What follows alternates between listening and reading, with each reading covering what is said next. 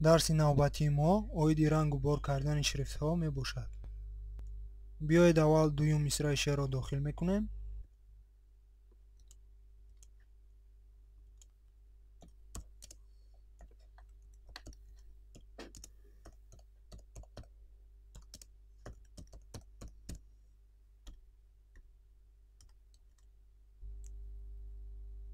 барои иваз намудани ранги шрифт аз ин нишона истифода мебарам. чуноне ки мебинед дар ин ҷо рангҳои гуногун вуҷуд дорад.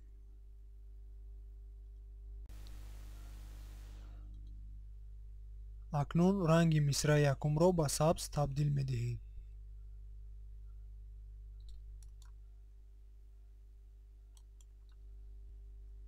мисраи дуюмро бошад ба ранги сурх.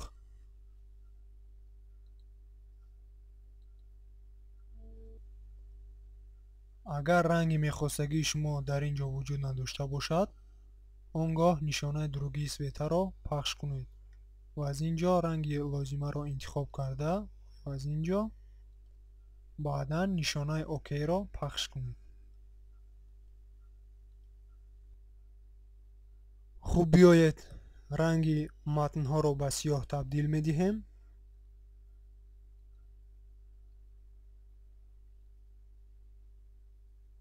акнун бо се нишонае ки шакли матнҳоро дигар месозад шинос мешавем. ин нишонаҳои полужирнӣ, курсив ва подчеркнутӣ мебошад. биёед вазифаи онҳоро дар амал дида мебароем. агар шумо диққат дода бошед, шакли матнҳои мо ғафс аст.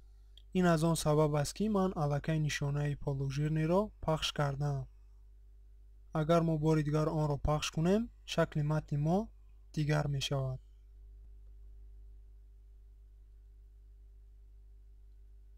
яъне ҳангоми пахши нишонаи жирнӣ шакли матни мо ғафс мешавад.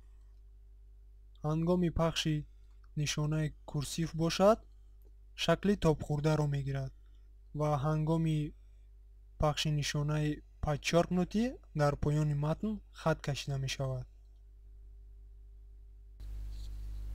хуб, бо ҳамин дарси навбатӣ ба охир расид. то дарси дигар саломат бошед.